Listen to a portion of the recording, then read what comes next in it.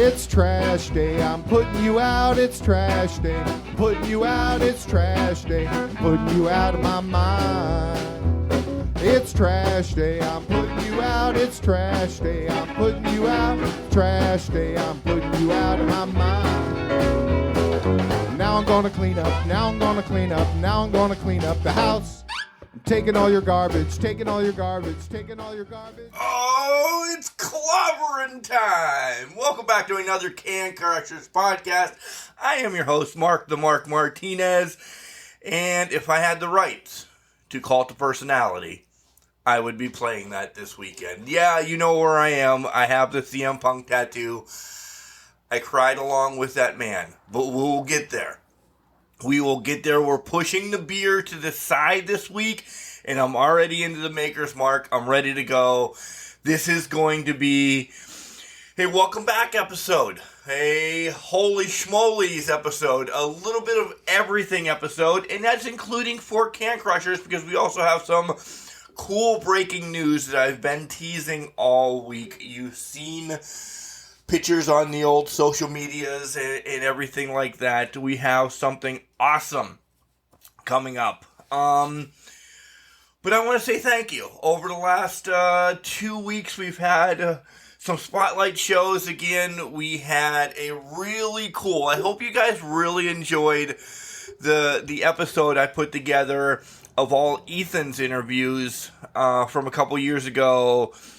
First Britt Baker interview, first Wardlow interview. He had him before, anybody else.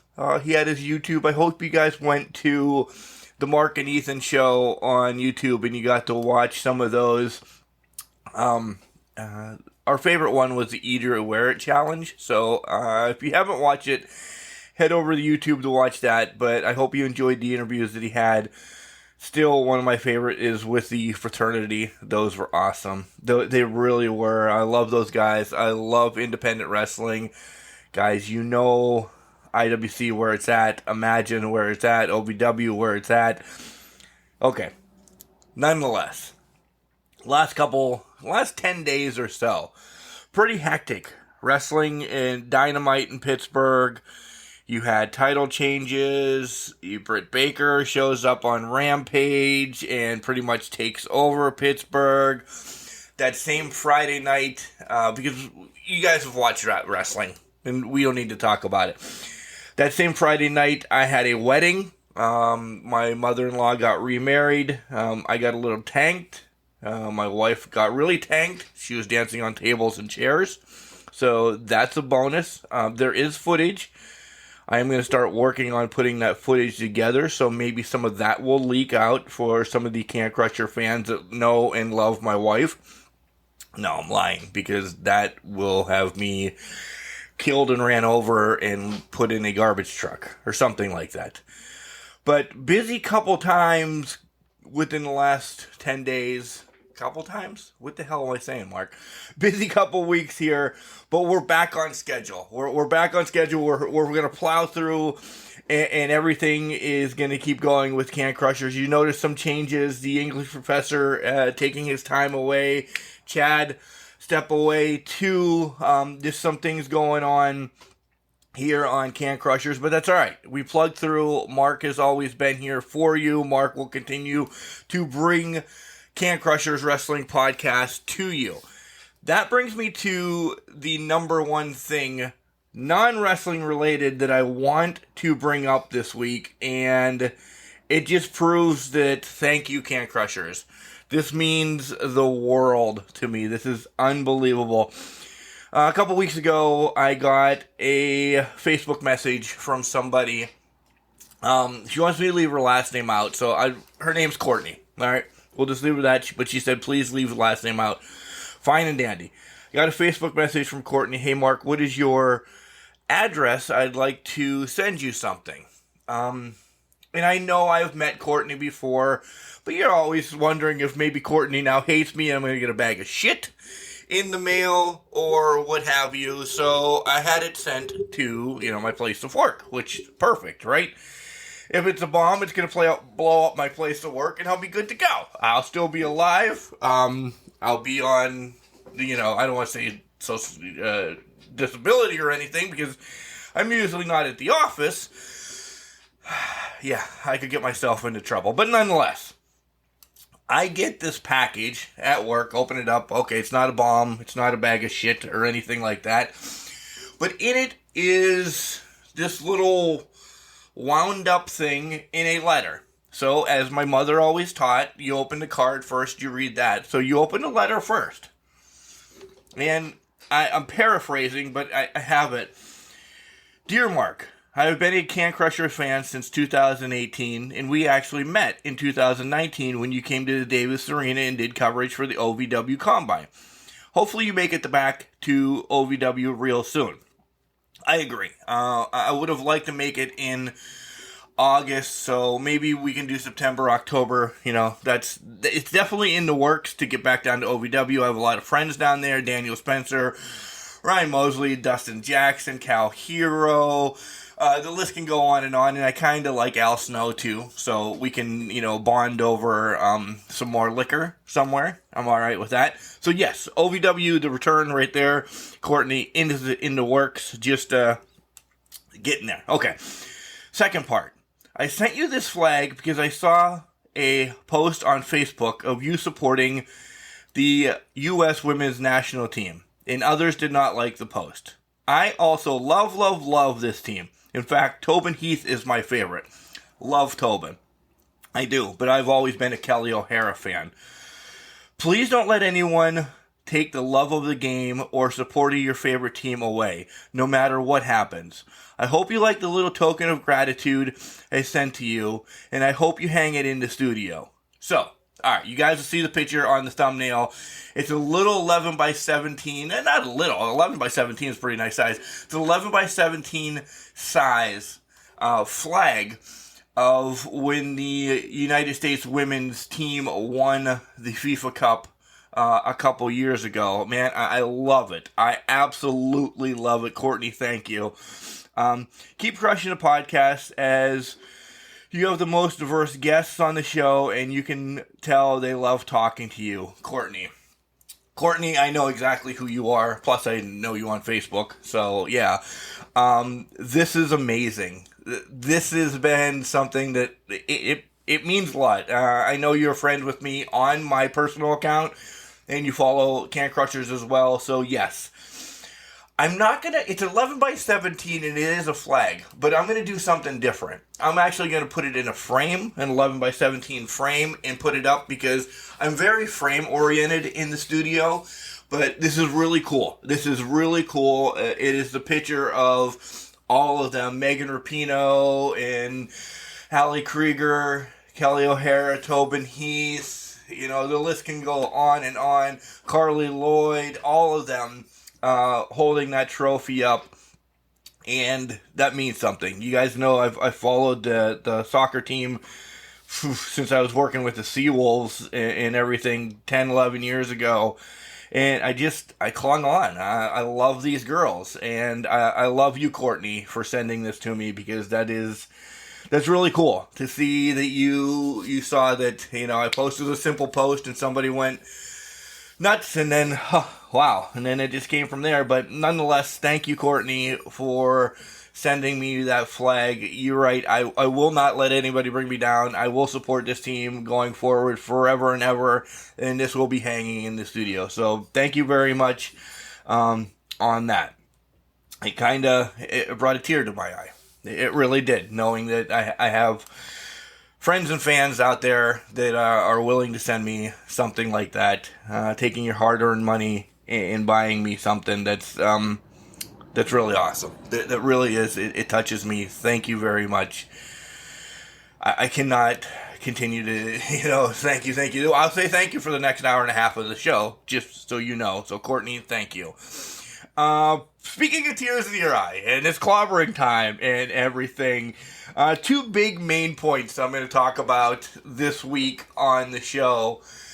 And before we get there, you guys saw that I've been teasing something all week on social media. We now have a hotline, guys. Yes, we have a hotline that you can call right into the show. Max is excited. Max is going to come down and be part of the show. And here comes Maggie as well.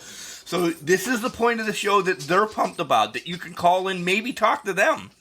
Ask them questions, and I can answer questions in Max and Miggy's voice, or, something like that. But here's the hotline number. What you're going to do, okay? You're going to call in, and it goes right to an email, okay? I would like these to be anonymous, so have them be hot takes on whatever happens in professional wrestling. Tell us a story. We have an example of a story here in the second segment coming up real quick about, stories we'd like to hear. Get on speakerphone. You and a friend tell the story together, or you tell this story, whatever. And I'm going to clip a couple of these and have them on the show. I'd like every week. I'd like this to be every week, so start calling in now. The phone number is 814-299-6687. Again, you'll hear that again throughout the show. It'll also be posted on all social medias. 814-299-6687. Give me your hot takes. Stay anonymous. Tell me some stories. Get involved with Can Crushers, because it's going to be your show. Let's make this mine and your show. Yeah, and then whatever you say, I'll kind of rebuttal back. Let's make this fun. Let's go at it. I'd like you to stay anonymous. I'm going to know some of you guys when you call in for sure. So that's all right. All right. Friday night. Guys, you saw that I also reached out on social media. I want to talk to and we're calling him this, and it's not out of judgment or anything like that.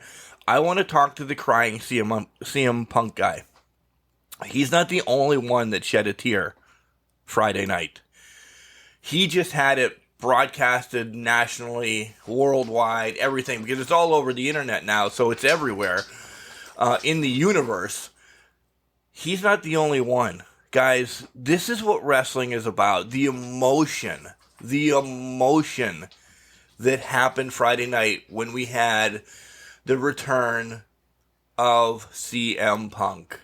I have watched that clip of CM Punk returning now. It's Sunday morning, guys, but I've watched it probably 5 times. And I get choked up each time. CM Punk, one of my favorite wrestlers of all times. He was my first wrestling tattoo. I pulled the trigger. I've loved Owen Hart. I have loved Razor and Dusty, and you guys all know that those tattoos are coming, but my first one was CM Punk, so that's how much he meant. You get a connection with these wrestlers, and that man had that connection with CM Punk. I want to know that story. I want to know, was it just he was overjoyed that he was back and he was the biggest CM Punk fan like me and Soup, my cousin, or is there another part of the story that we don't know about? Did a CM Punk match bring him back, or did his dad? And there's just so much. I want to know this guy's story, and I honestly want to cry with him.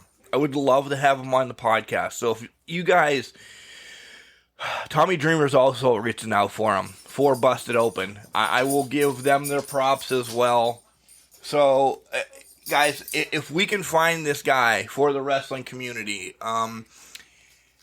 let's do it. Let's give this guy his time to talk about what happened, that he had those tears and everything, because that means so much. That is true passion.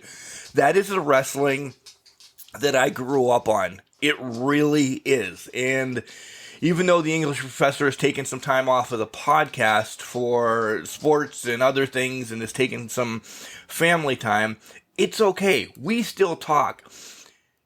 That is making AEW just that much higher.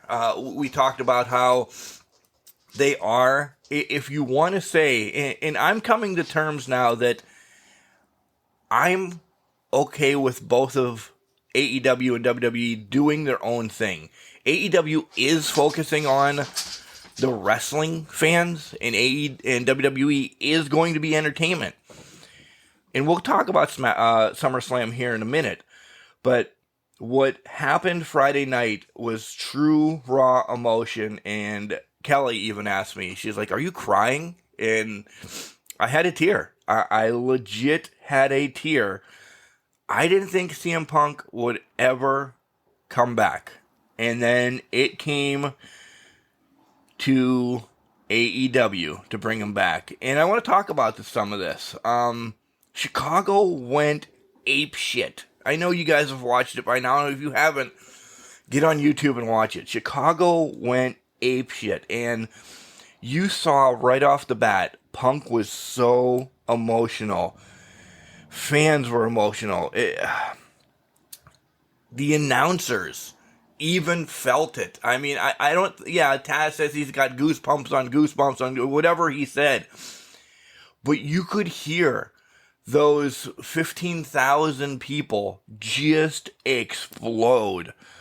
The tide's turned a little bit. It really has. And like I just said, there shouldn't be a comparison anymore. There really shouldn't. WWE's 150,000 years old. AEW's 2. This is what I want slack on, guys. I want to know what you guys are thinking about this. There's more to come for AEW. And I'm going to save one. But we know Bryan Danielson's heading there. It was leaked last night that Bray Wyatt is going to be going there as well. And I have one too that you guys know where this is going. But I'm going to save it till later. But, wow. How about CM Punk right off the bat? Huge reference to our hometown girl, Britt Baker. He's like, "Thank you for Chicago for making me feel like Britt Baker in Pittsburgh." That's awesome. The big thing that I got out of this is what Punk said. I love that he sat down for the pipe bomb reference. I love that he revealed his new shirt and the internet blew up once again. And I didn't order mine yet, but I will. I will have it real soon. And I'm jealous that everybody got ice cream bars.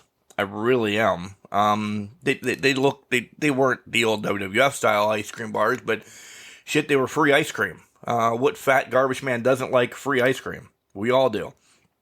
The biggest thing I got out of what Punk said, and it hit. He's like, he could not go back to a place that made him sick. How could he become healthy emotionally, physically, mentally, spiritually, everything by going back to what made him sick? And he was referencing this, like the staph infection and mental health issues that he had when he was leaving WWE. So he talked about ROH. He said he didn't wrestle since 2005, but now he's back in wrestling once again. Guys, I love it. I love it. Darby's one of the hottest people in AEW. That's the youngsters. John's son, Sylvan, looks up to Darby and Orange Cassidy. Either one of those would have been great for Punk to work with. And he is. He's going to be back in Chicago September 5th to work Darby Allin at All Out. But we will also see Punk this Wednesday on Dynamite. And, man, what an exciting time to be in wrestling. Again, AEW, 2 years old, guys, and they kind of broke the internet. If you guys looked on Twitter, if you guys follow Twitter a lot, you can follow us at CanCrusher69.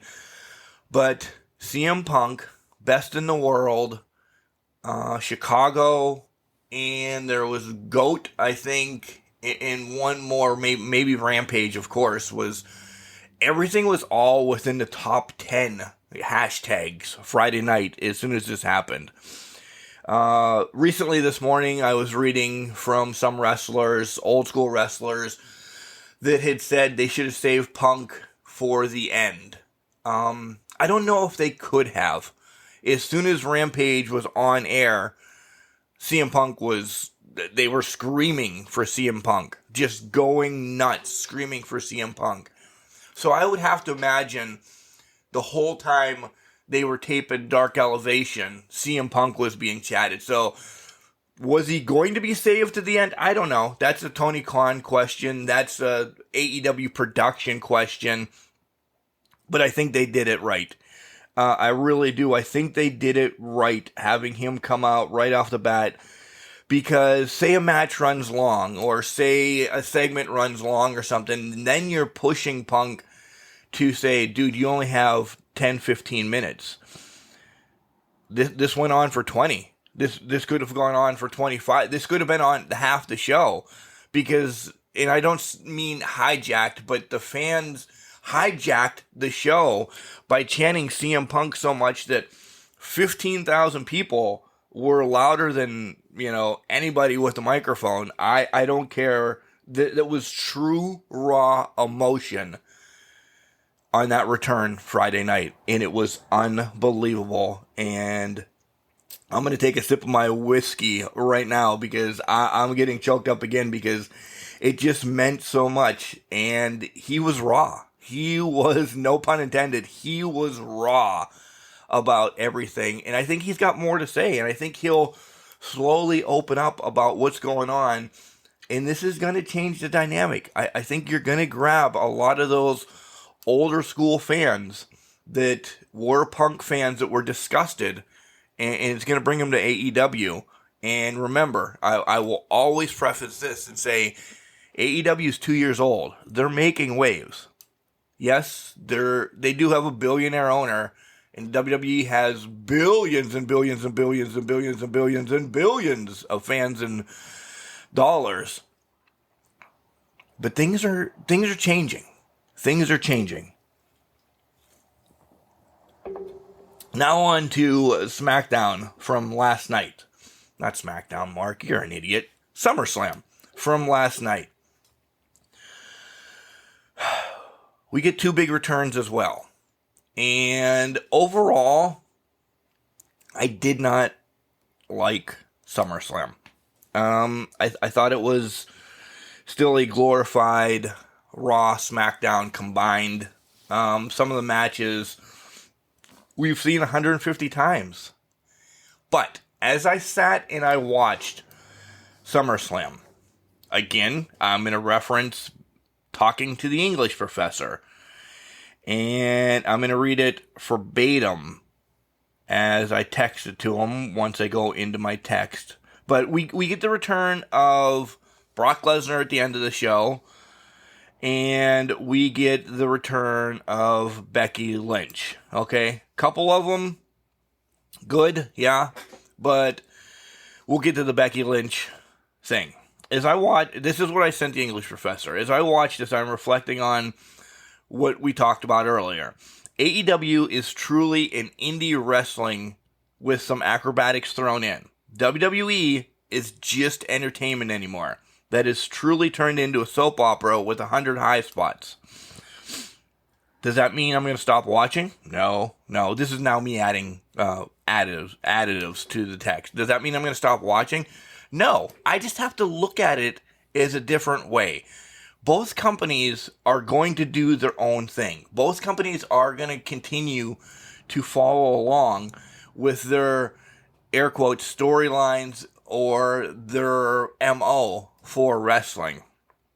I'm not saying that, then I'm going back to the text, I'm not saying that the talent isn't athletic or isn't good in the WWE. But in a roster of hundreds of people on WWE, they only have maybe 5 stars there. And they're not building anymore. Where AEW is slowly, and it's not just Punk, okay? So you can take Punk out of this because he just spoke there. They're building people. They're 2 years old. So I guess even myself and Can Crushers, I'm going to pull back and say, there's no more comparisons on this show. AEW is its company. If you want to call it, since it's only 2 years, okay, I hope you guys started drinking every time I'm referencing the years between, AEW and WWE, because that's really what it is. It's still only a 2-year company, okay? I'm not saying the talent's not great in WWE. It's just that there's no stars to actually grab onto. Their AEW, in my book, is growing it perfectly. They're slowly building for huge stars. I know a lot of people would love to see Darby Allin, MJF, Orange Cassidy have that strap, the main AEW strap. It's not the right time yet. Same with Hangman Page. I don't think it's the right time yet. I think you're going to get that bigger pop in a couple months when he does get it. Is the writing on the wall? Oh, hell yeah, the writing's on the wall that he's going to get it. But holy cow. I like the slow burn compared to we're going to rush different storyline month after month after month. And it's okay. There's two different companies, two different MOs in each company.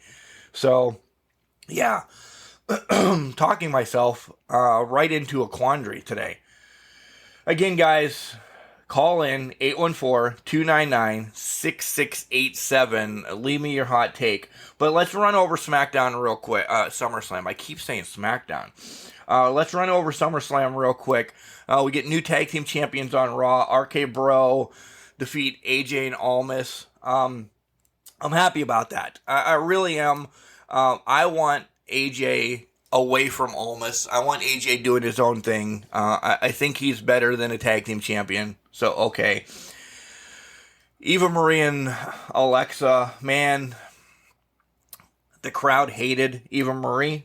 Really did. In fact, there was a sign. Eva Marie is worse than an airport tuna sandwich. And I want Alexa to move away from this. I don't think this fits her anymore without Bray Wyatt there. I'd rather see her be the spiteful one or the goddess again or something. I just don't see Alexa getting much out of this playground or whatever she has. Great Slater from Saved by the Bell. I loved his Heart Foundation shirt. Priest and Sheamus, I don't know. I'm just not a Priest fan. The Mysterios and Usos, we've seen that match 100 times on SmackDown. Shinsuke coming out to dance, whatever. I hate Rick Boogs. I really do. This is the part where SummerSlam, I guess, really started for me. It's been teased all week that Sasha and Bianca haven't been wrestling on house shows or anything around. So Sasha gets pulled. And then they say Mella's going to get the title shot. And I was all right with it. Mella, she's a veteran now. She's got a nice resume. So, okay, yeah, she just did lose the night before on SmackDown. But she deserves a shot. She's there. And then you get the returning Becky Lynch. Fine and dandy. This is awesome. Yes, Becky Lynch is back. They needed Becky back. Was she pushed to be back? I don't think. I think it was all in the plans for Becky to come back at SummerSlam anyway. But to have her defeat Bianca Belair in 27 seconds or whatever the time is after they come out and they do their shtick, building Bianca up from Royal Rumble until now of being this massive superstar. I'm glad Becky won. Don't get me wrong. I love Becky with the title. But she was a Raw star. So now she's on SmackDown. So she can just come back and be whatever. Okay. So all the storylines are crossed and faded and whatever. That's fine. That's WWE anymore. But to just squash Bianca like that, why not have a 5-7 match where Becky does get a quick pin? Because Bianca wasn't ready for her or something like that. Just to have a punch and a suplex and then Becky gets the title. They did Bianca dirty.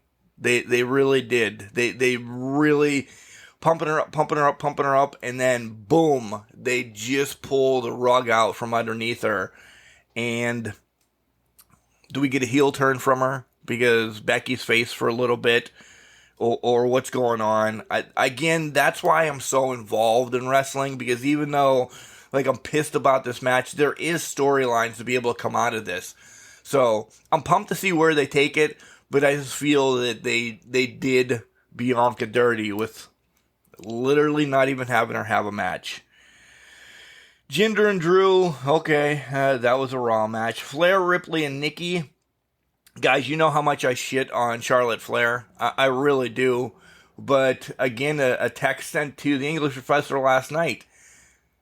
Charlotte is the Raw women's division.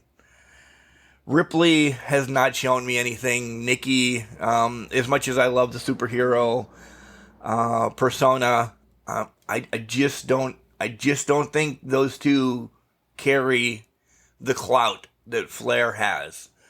Hopefully Flair does keep this for more than 17 hours or whatever her last title reign was. For me, not a solid match. Overall, the match, I have two matches of the night that I like. I did like Edge and Rollins. The Brood entrance was good, as long as McAfee would have shut the hell up during it. I wish they wouldn't have put his Rated R Superstar music in that as well. But nonetheless, I like the Brood reference. Maybe getting Gangrel to come with them would have been really cool too. But overall, I like that match. Ms. Morrison and the Dripstick was absolutely stupid. Goldberg and Lashley, if there's something I want to give a negative stars, it would be this match. I just didn't like it. Goldberg seemed to have lost a couple spots in the match. He forgot that MVP hit him in the leg until he walked about 3 steps, and he's like, oh shit, the MVP hit me in the leg. But Cena and Roman, guys, props. I did. That's why I said there's 2 matches of the night. I really can't pick between Edge and Rollins and Cena and Roman. I liked everything this did. And the return of Brock Lesnar. Looking a little bit different, looking a little bit bigger, loving the facial hair and the ponytail. You know where this is going to go. It's not going to be... I would project that it's not going to be a match at Extreme Rules. This is going to be a slow burn as well. They're going to run into each other here and there. But Brock setting up for another Roman Reigns match. And I'm all right with it. I said, I'm going to pull back the comparisons from AEW and WWE from here on out and just enjoy wrestling. There's 2 different companies, and there's going to be 2 different ways they run this. So, yeah, I'm pretty excited to see where this goes.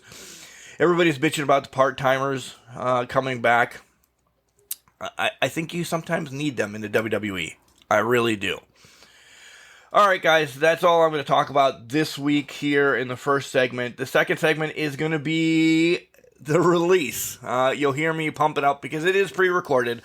It is me pumping up the phone number once again so you guys can call in and leave your messages. This is not a message that was left, but it is the story about how the 4 of us, myself, the English Professor, Pat Lupino, and Jack, go and meet Ric Flair, and I almost ruin it for all of us because I'm an idiot.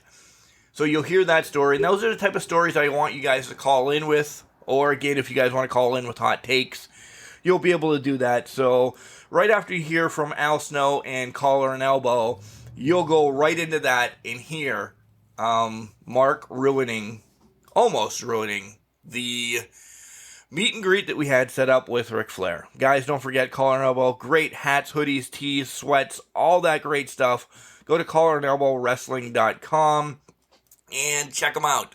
When you check out from making your amazing purchases, use the promo code CANCRUSHERS. Capital C in can, capital C in crushers, all one word, smashed together, and you will save 10%. Here comes Al, and then when we come back, Mark ruining a Ric Flair meet and greet. Wrestling. A love and a passion we all share. I've started a wrestling brand. The wrestling brand. A brand founded on the aspects of wrestling. Two entities working together to create a product that connect emotionally for people everywhere. Collar and Elbow is the brand. Passion and love for wrestling is the drive. I am Al Snow, and this is Collar and Elbow, the wrestling brand.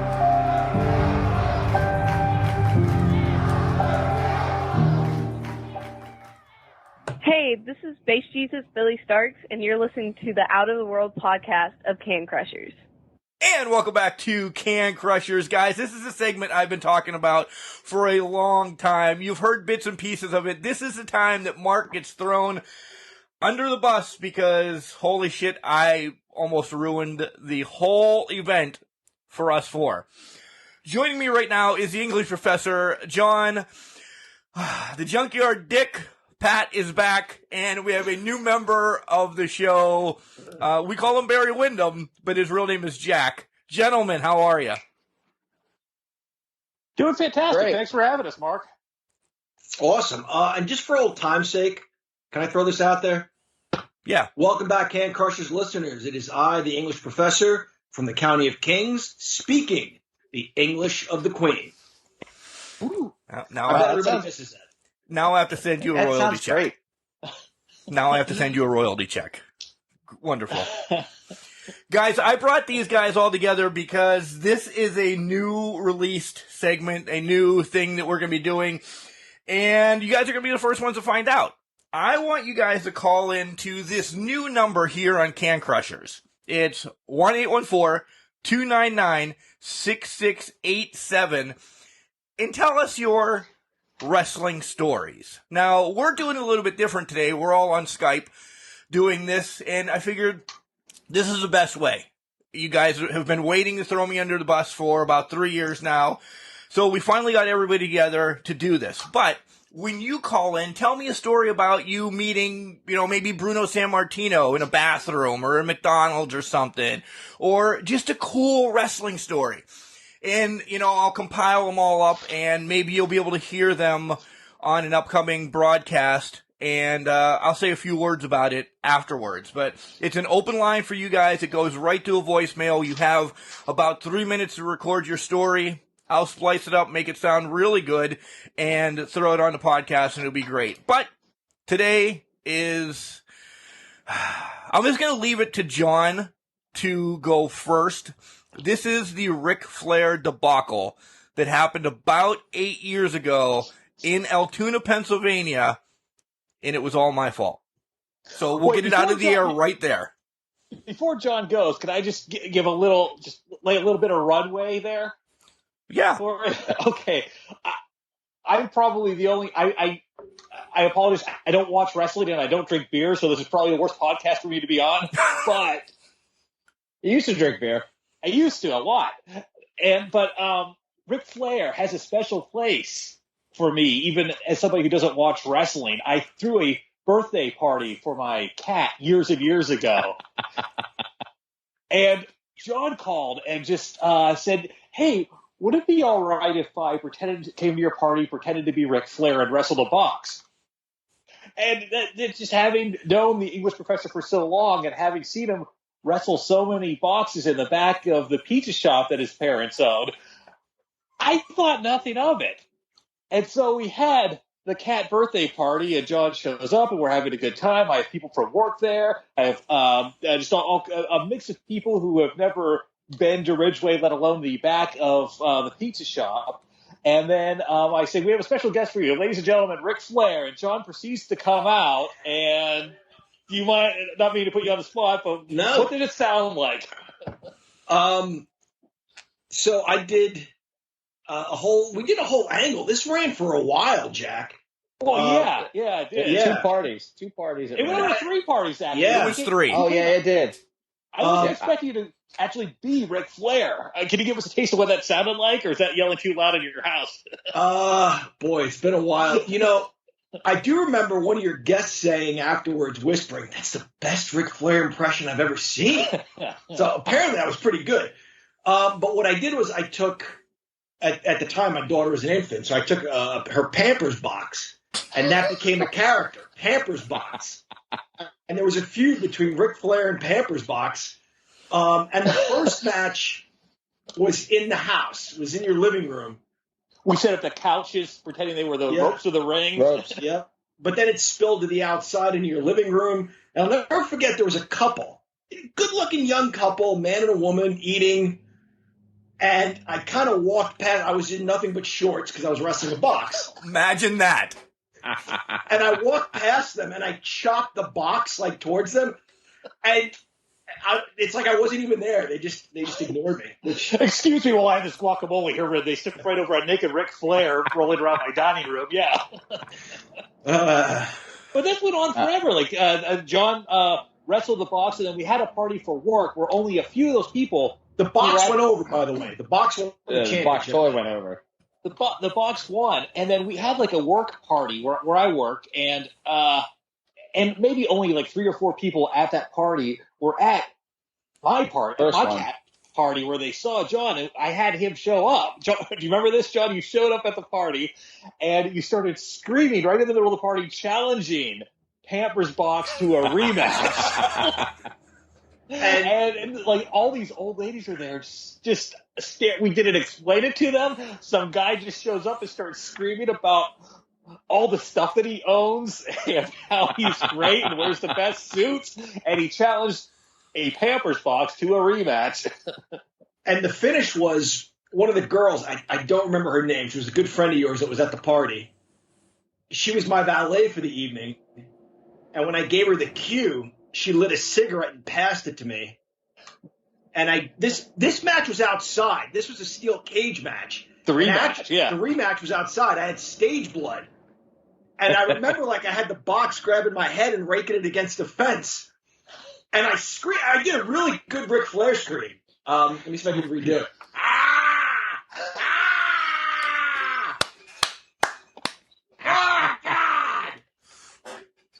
When I turned around, I had blood all over my face, and those old ladies didn't know what the hell was going on. They didn't know if it was a work or if it was real blood, if I hit a jagged edge of the fence. They didn't know what was going on. I mean, there was a special guest referee there, I'm just saying. Yes, oh, yeah, that's right. Yeah. Well, this is the funniest part. There was a dog at the party that was really rambunctious and excited. And I felt bad. I love animals. This dog tried everything to protect this box because it sort of beating up the box and would growl at me and nibble at my ankles and like. I've probably seen the baby, so I probably thought you were abusing a baby. Maybe, yeah. Maybe was one of Al Snow and Big Boss Man's dogs, or maybe it was trying to do something else, fornication. Maybe he was trying to take a dump on him. I don't know. But anyway, Pat was the referee, and there was a collision between all 3 of us. Pat the referee, myself, Ric Flair, and the Pampers box, and Pat went down. Pat went face down, spread eagle, and this dog made a beeline for his balls.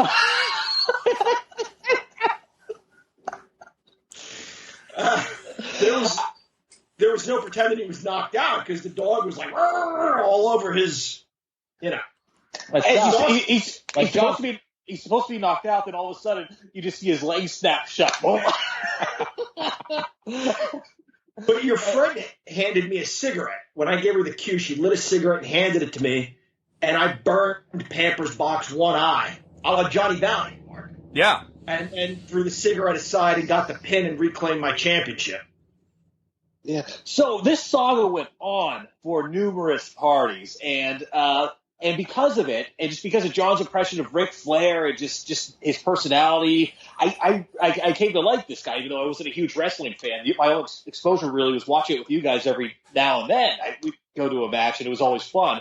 So when you said that we would go and have a chance to have a meet and greet with Ric Flair, I was in. Yeah. But you're forgetting the part. Al got a limo for John for the second party. That was a third party. That was a third party? Yeah, he got me a limo. Yeah, you came in the limo. Yeah, I had a blonde wig and I had a suit. Yeah, the robe. And it picked me up. The limo picked me up like 2 blocks away. The How one much you time, spend on just like a 5-minute freaking the limo guy? What was he thinking? Like, he had a what good the hell am I time. doing? He thought it was hilarious. He had a good time. The limo guy. The one time you had, Jack, you had helicopter sound effects. And Ric Flair landed on the roof, and I came down the stairs to the 2001 Space Odyssey. But then the one time I came to in the limo, and your guests were just like stunned, like, where else is this going to go? But they always wanted more. They did want more. They We sure left did. them wanting- Go ahead. But that go ahead, brings us up to, I guess taking away from there, we had the opportunity to go see Ric Flair and have a meet and greet, which it was, let's just put it this way, a meet and greet. It wasn't quite what I was picturing in my mind. So go ahead and take it away. Well, the first time he canceled. He lost his son suddenly just days before. And then rescheduled, I'll say shortly thereafter. Yeah, it wasn't that long after. So I want to say it was 3 or 4 months. Okay. And then, obviously we still went. We still changed whatever plans we had to make sure we could go. We were pretty stoked. Meeting him it's an experience hard to describe if you haven't met him. It's like meeting a Robert De Niro or a major movie star, the creme de la creme of it all. But you got your tickets, and this was 8 years ago, Mark, so there were still paper tickets involved. Yep. Brown paper bag is where because we were living in our other house, and you guys let me be in charge of the tickets. They all came to my house. You guys sent me the money. I ordered them, da-da-da-da-da. And I had them until we got to Al's Tavern. Yeah, but I don't think you let us. I think you just did it. You're like, I'm doing it. All right, touche. But no, we go to Al's Tavern, and Al's Tavern is great. If you've never been there in Altoona, it's amazing food, great drinks. We were there for what, like half hour maybe, pre-gaming a little bit before Ric Flair. Our bill was $250. We were definitely there longer than half an hour, 45 minutes. We pound some beers pretty fast, though. And we did. So the reason I bring up the tickets is because you get your wrestling ticket and you have your Ric Flair ticket. And they have to tear each one in half and hand it back to you. This is big-time wrestling, which is still a really good promotion. And they tear Jack's ticket and give him his half. They tear Pat's and give him his half. They tear mine and give me my half. They take Mark's whole ticket. For whatever reason, they took Mark's whole ticket. So he has neither his seat ticket nor his Ric Flair ticket. So the issue now becomes trying to find – I don't think it was sit wherever you wanted, but you couldn't prove that you had a seat. So that was part of the issue, too. You weren't sure if you were going to stand, what the hell you were going to do. But Ric Flair was up on a stage, and you kind of go up this ramp, and you walk along this – not a lot of room on the stage with all the wrestlers sitting up there. And Mark realizes at some point he doesn't have his ticket, that the guy never gave him his ticket back. No, he doesn't realize we're up on stage. He is checking like 15 different cargo shorts pockets. I've never seen so many pockets on a pair of shorts. He's not even really checking them. He's kind of slapping all of them as if you could feel the thin little ticket inside with God knows what he has in the pockets. So he leaves the line and says, "Hold my spot for me," and he goes back to the ticket booth and talks to the guy. Comes back and tells us that the guy told him he remembers him being in line. Dude, I don't know what the hell I did with your ticket. Don't worry about it. Just stay in line. You'll be fine. Mark can't accept that as an answer. The guy walks by. What's that, Pat? You can see the sweat running down Mark's face. Like, I'm so close, but this is not going to happen. So further along in line, I'm starting to feel it again right now.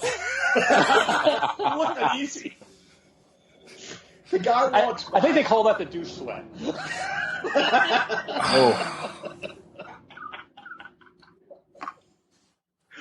The guy walks by and he's like, Mark stops him again. "Did you find my ticket? What am I supposed to do?" The guy's like, "Just relax. Just go through the line. You'll be fine." Mark's really uptight about this. He doesn't he's waited all his life in this. He doesn't want to get to the front of the line and then not have his ticket. He's like Rain Manning it, pacing it back and forth. I need my ticket.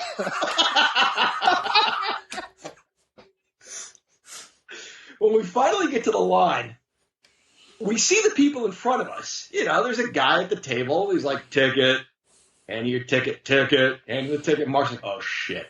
He's going to ask. We see the guy again. Mark's like, oh, my God, they're asking for tickets. Again, the guy's like, just calm down. Just don't worry. Just act like you're supposed to be there. But to Mark, to your point, if they're asking for tickets and you don't have it, you know, what are you supposed to do, right? Right. Anybody could have walked up then, and that's where the sweat that's coming out of me right now came out 8 years ago. Because we get right in front of Ric Flair, and the guy's like, show me your ticket. Somebody else tell this story.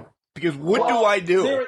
They were collecting the tickets right in front of Ric Flair. Yeah, I remember you had to walk past. We filed past all these other wrestlers that nobody was visiting. Nobody. The line was for Flair. Nobody wanted to see Brutus the Jackass, Barber, whoever was there. I don't know. Tell us another wrestler name. Jimmy Sausage. Nobody wanted anything to do with him. Hans von Hans. I don't know. We walked past all those guys. No one can steal those names, by the way. No. Yeah, Chief Longhorn Big Fellow was there, I think. I don't know. But Marcus standing in front of Ric Flair, and that's when he asked for the ticket. And they waited until you're right in front of Ric Flair. That's when you start going into all those many cargo shorts and start emptying them right in front of Ric Flair. Oh, yeah, he's emptying everything. I see receipts, Kleenexes and bubble gum and receipts and like a muffin wrapper from Sheets got thrown on there. And Ric Flair, the poor man, was just had his head down, shaking his head like, what the hell happened to my life? I used to destroy hotels outside of Pontiac, Michigan, and here I am in Altoona with a special needs kid emptying his pockets in front of me. I guess I got to be nice to this kid. I think that's all he thought. It was a Make-A-Wish situation, so he was being nice and didn't hit him with a folding chair, and there were a lot of them there. Yeah, John already went through, and then I think I thought you were first. No, Mark was first. Mark went first. Oh, I was, Mark but then Mark jumped in front of me, and when he didn't have his ticket, so the ticket entitled you to an autograph and a picture with Ric Flair. And I got my autograph while Mark was standing there. He signed, I think, a Four Horsemen DVD or something. Is it horse? Yeah, it's a DVD. Yeah. I had 3 DVDs signed by him. I think it was 2 autographs and a picture, if I remember correctly. In any event, Mark was like, I don't even care about the autograph. I just want to get in a picture. Can I get in the picture with you, since it's just one picture and that's what you pay for? And I didn't answer him. I just turned to Pat and I said, hey, Pat, Mark can't find his ticket. Can he get – and I didn't even finish it. Pat goes, no. So I was like, Mark, I'm the good friend. I'm honest. I had you say no first, though. You guys so like, you could break it to him. Yeah, I was just like, this is a once-in-a-lifetime opportunity. Meanwhile, I met him again like a year later or 2 years later. We all did. We've met him 6 times now. But at that time, I thought, this is the only chance we could get. Yeah, they exchange emails every now and then. They're on Zoom calls every week. They're buddies now. But yeah, at the time, no. But honestly, I don't know how it worked out, Mark. I don't know if you remember this, but somehow you got your autographs and you got your pictures, even though you didn't have the ticket. I think that guy came back around, and I was in tears to him. I'm like, just tell this guy you took my ticket. He's not joking. He's literally in tears. I'm like, tell this guy you took my ticket. And he was so just fed up with me. He's like, just get this, you guys said, special guy out of the way. But then after that, I got everything. I was still worried that I couldn't sit down. So I go see him again. Yeah, because we had front row seats. We had four seats. I mean, smack in the middle.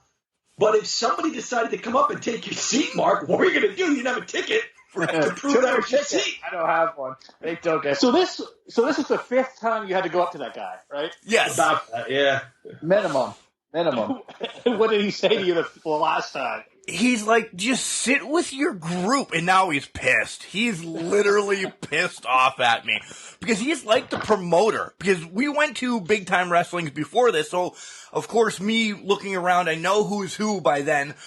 And I'm like, alright, this guy's always here as a promoter, da-da-da-da-da. So I'm just walking around inside his pocket. And I'm like, dude, are you sure? Are you sure? He's like, sit with your buddies and don't move the rest of the night. So I was scared to go to the bathroom or get a beer or anything. You guys waited on me like you guys were Mr. Belvedereing it for me the whole night. And after $250 at Al's Tavern, boy, did I have to piss. But did I? I did not get out of that seat in case, somebody came and said, that's my seat. What was I going to do? I remember I dared you to go up to that guy and say, sir, just one more thing. Kind of do it for one more. He would have definitely got the chair in the head if he would have did one more time. I think he would have been, I'm going to lay this guy out. Yeah. But to John's point, like literally we've met him now a few times. We've met him at IWC, I met him a couple other places, but we just didn't know. This was the biggest thing in our lives. If you guys would really remember how much this was, the signing, because Flair had just retired, air quotes, was like $200 a pop. So that was front row, the signing, and like get in early or something like that. And, it wasn't just the fact that you could miss out on this opportunity. It was a chunk of change, and they took your ticket, I don't blame you for being worried. It didn't stop us from laughing at you and not offering you one of our pictures or autographs, but I understand your concern. I figured if anybody would be okay with giving something up, it would have been Jack. Being the huge wrestling fan he is. Yeah. He never answered or pretended I was there until we all had our stuff. And then he's like, look what I got. No shit, Jack. I got the same thing. And, is that what I did? Because that's kind of what I do is just ignore things if I'm trying to avoid a situation. Jack gave me his Bret Hart autograph. He waited in line with us. You guys remember this? Was it IWC? It was IWC under the old ownership.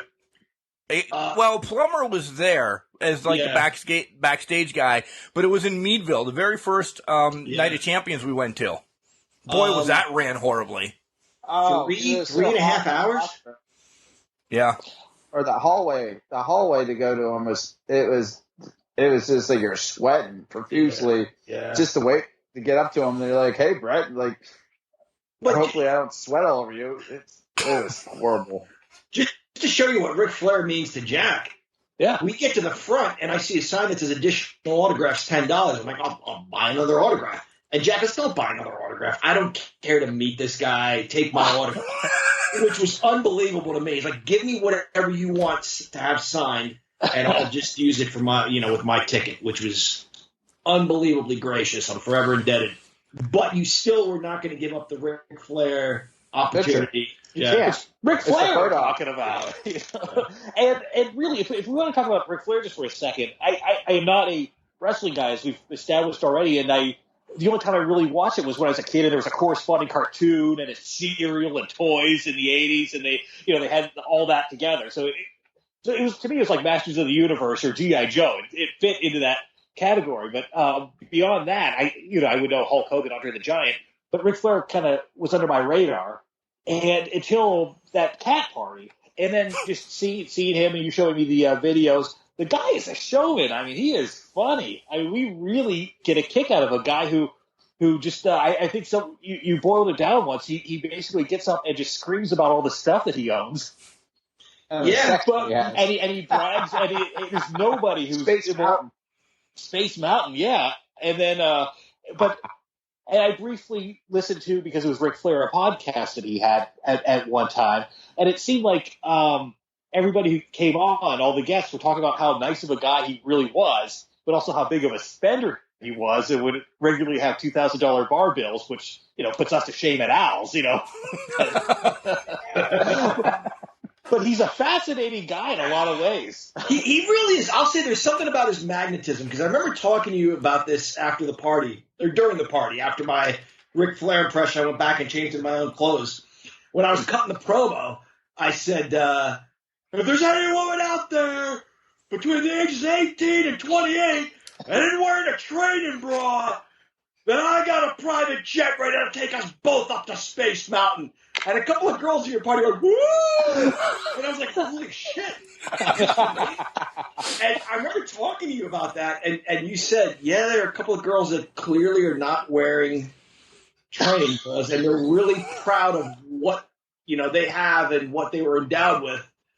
But I think it was just the magnetism, lended to me by Ric Flair in that moment that John, he's really and it's your talent as in a way, because it's acting in a way, so it shows to your talent that you could channel him or channel that character. So that was a good job for you, John. And Pat was there, and unfortunately, Mark, you missed that party, but we'll do another one of these days.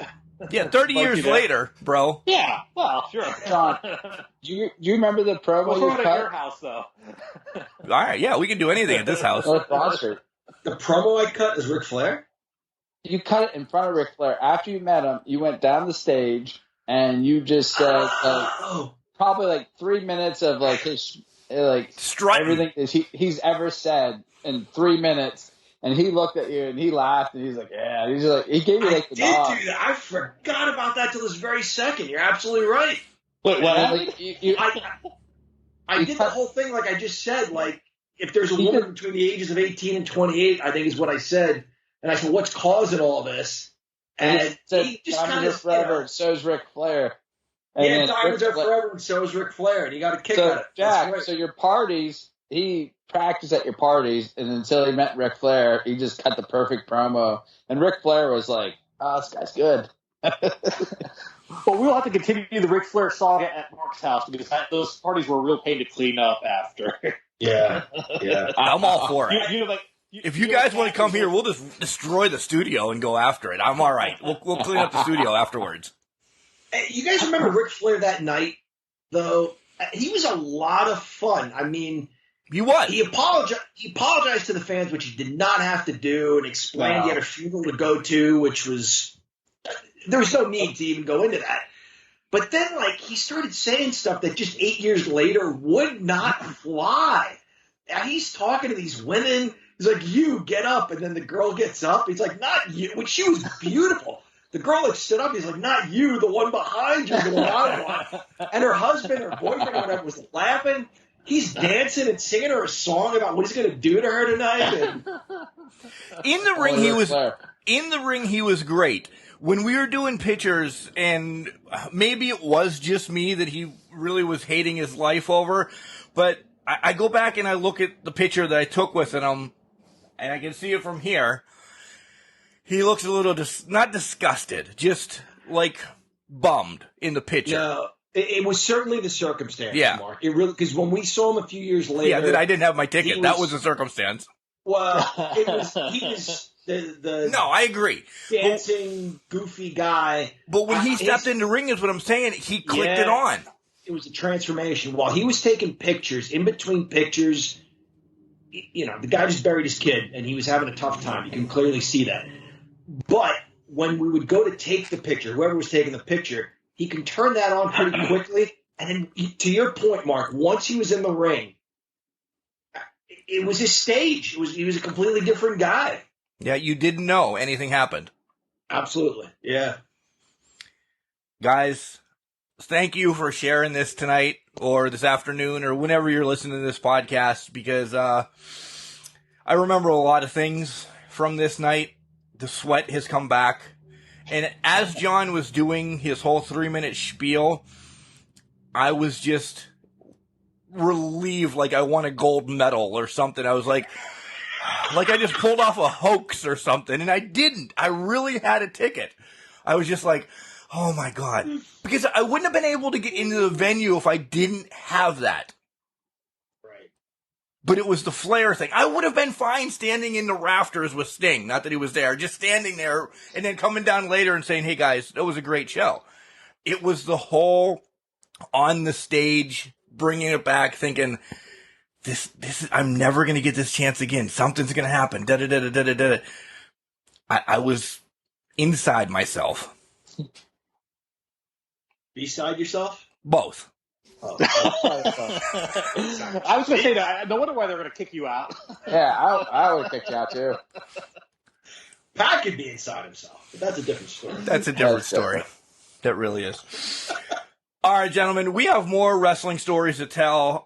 We can bring up more about how Jack really likes Jimmy Nuts for the first time that we saw him. And Pat and I were almost robbed at one point, but we got our wrestling tickets. These are all stories that you guys will hear from Can Crusher Nation. I will bring these guys back on and tell these stories. Pat, be prepared for that one in the near future.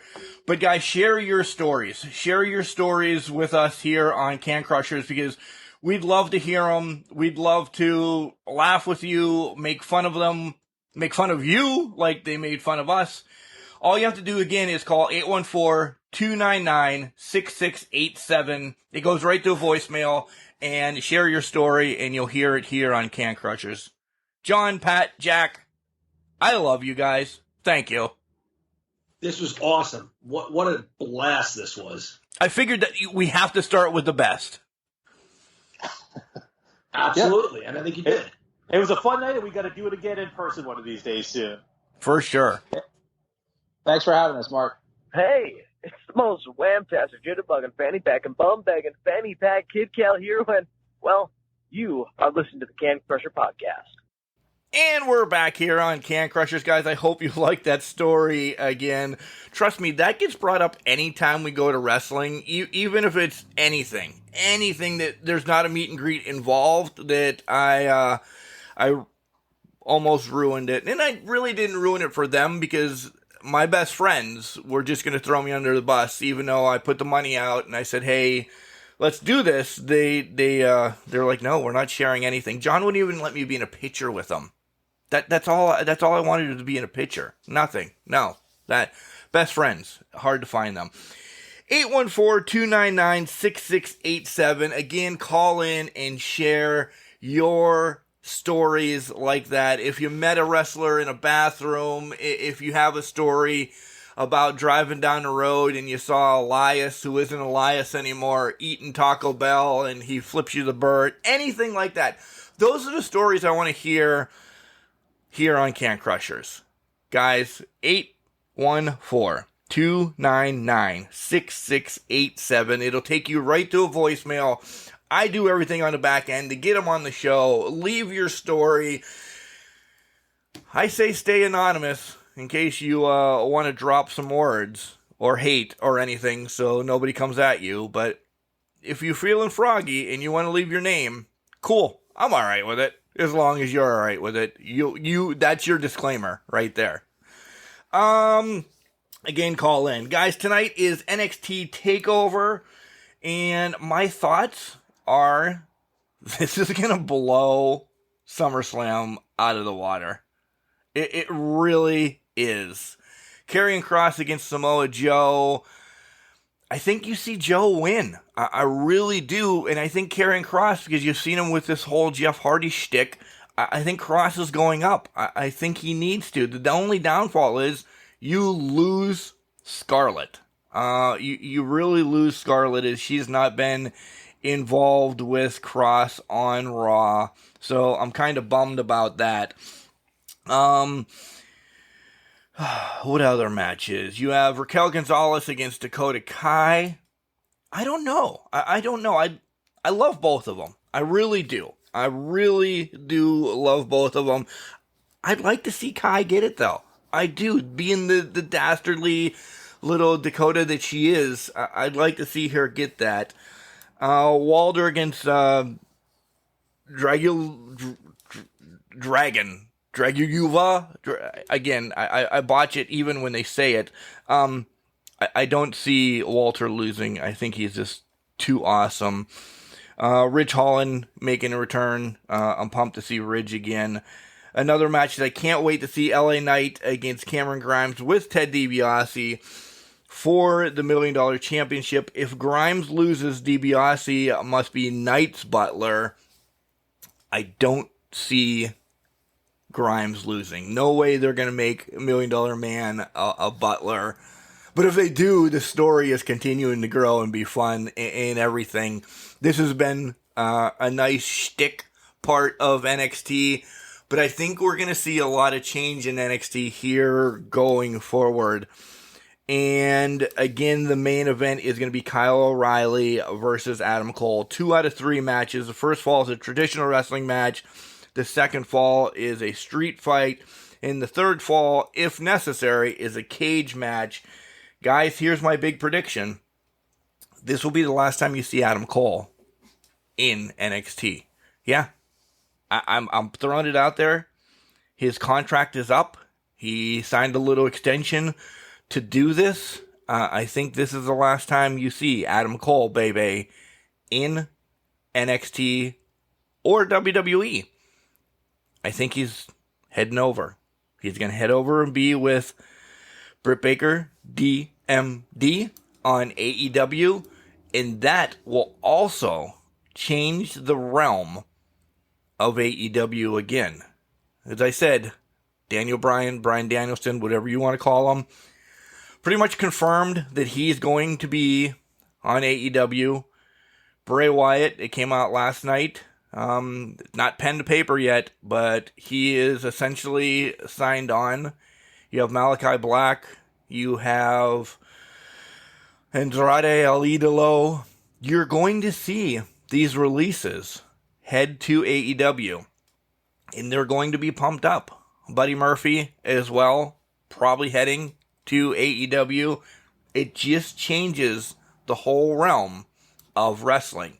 Does it mean, again, like I said earlier, does it mean that I'm going to stop watching WWE? Hell to the no! I'm not going to stop watching.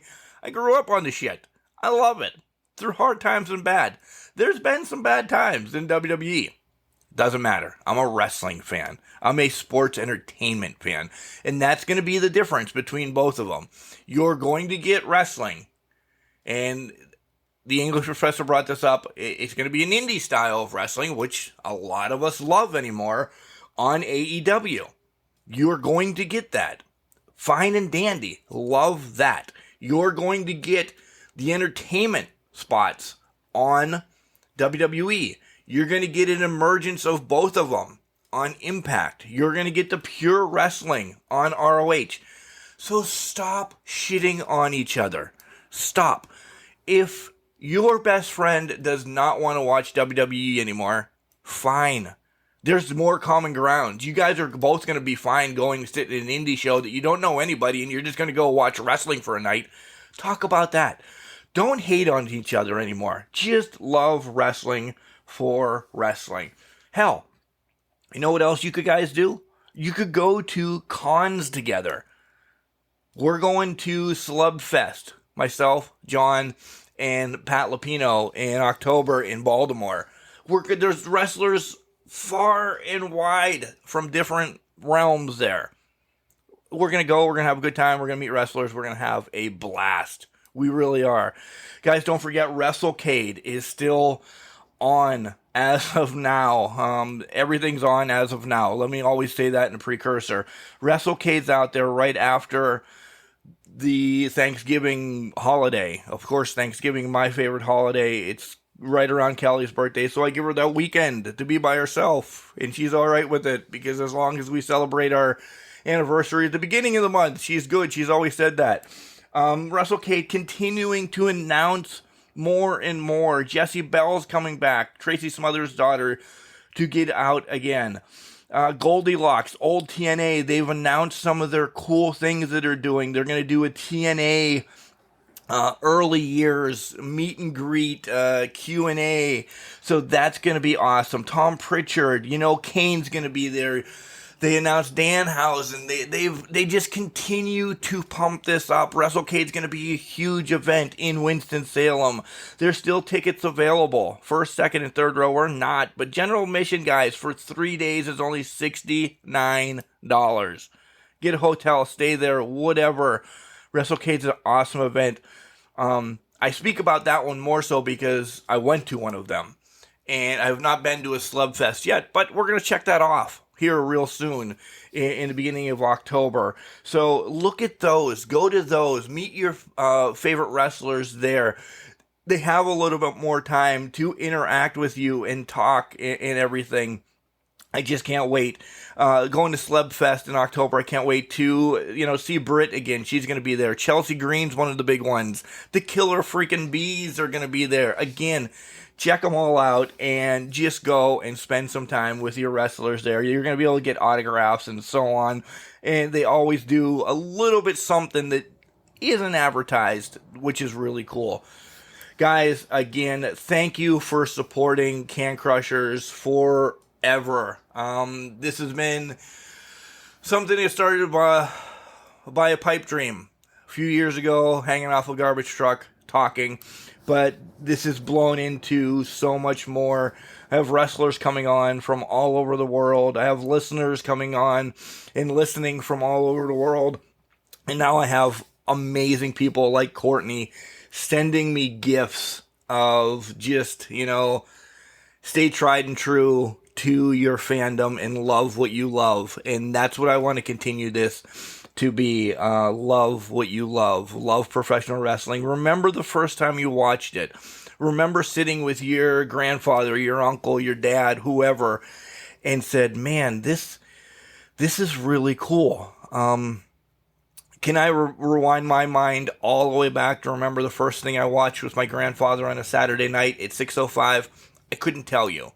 But I know Ric Flair was on it. I know the Rock and Roll Express was on it. I know the Midnight Express was on it. I do. Those were burnt into my head that they were there. And I loved wrestling. And when I think of WWF back then, one of my favorite memories, one of my favorite cage matches of all times, Hulk Hogan against Mr. Wonderful Paul Orndorff, when they tied jumping out of the cage at the same time. I watched that with my grandfather.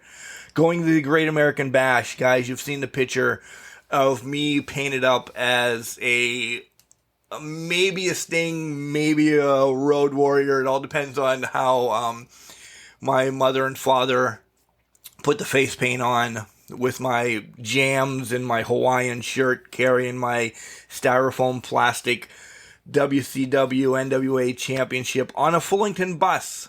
My dad and I did that. We went down to the old Igloo in Pittsburgh, Pennsylvania to watch Great American Bash when I was a young kid. Remember wrestling how you want to remember it, and let the storylines play out, because you might be surprised in the end. But I will always say, support indie wrestling, support IWC, OVW, Imagine, Rise. If you're around our area, that's some.